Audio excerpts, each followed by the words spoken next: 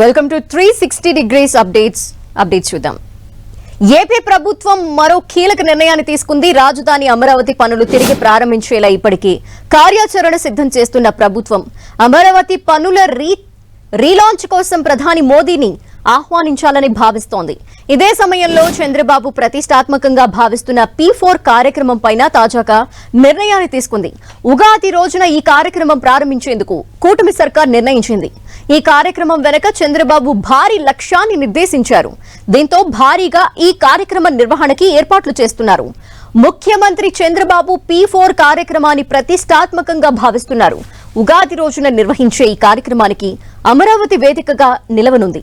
ప్రభుత్వం, ప్రైవేట్, ప్రజల భాగస్వామ్యంతో పేదరికాన్ని నిర్మూలించడమే లక్ష్యంగా చంద్రబాబు ఈ కార్యక్రమానికి శ్రీకారం చుట్టనున్నారు. ఉగాది నాడు వెలగపూడి సచివాలయం వెనక భాగంలో భారీ సభ ద్వారా ఈ కార్యక్రమానికి ఏర్పాట్లు జరుగుతున్నాయి. ఈ కార్యక్రమం కోసం రాష్ట్రంలోని ప్రతి నియోజకవర్గం నుంచి 50 మంది పేదల్ని ఆహ్వానిస్తున్నారు. దాదాపు 10,000 మంది సమక్షంలో ఈ కార్యక్రమాన్ని నిర్వహించనున్నారు. P4 కార్యక్రమం రూపకల్పన కోసం చంద్రబాబు సుదీర్ఘ కసరత్తు చేశారు. ఇప్పటికే విధి విధానాలు కూడా ఖరారయ్యాయి. అట్టడుగున ఉన్న పేదల సాధికారతే లక్ష్యంగా ప్రభుత్వం P4 కార్యక్రమాన్ని రూపొందించింది. సమాజంలో ఉన్నత స్థితిలో ఉన్న 10% మంది, అట్టడుగున ఉన్న 20% మంది పేదల్ని దత్తత తీసుకోవడంతో పాటుగా వారికి అండగా ఉంటూ పేదరిక నిర్మూలన దిశగా అడుగులు వేయటమే ఈ కార్యక్రమం యొక్క అసలు లక్ష్యం. రాష్ట్ర వ్యాప్తంగా 40 లక్షల కుటుంబాలకు అండగా నిలిచేలా ఈ కార్యక్రమ రూపకల్పన చేస్తున్నారు. ఇప్పటికే ఈ P4 పాలసీ పైన ప్రజల నుంచి ప్రభుత్వం సూచనలు, సలహాలు స్వీకరిస్తోంది.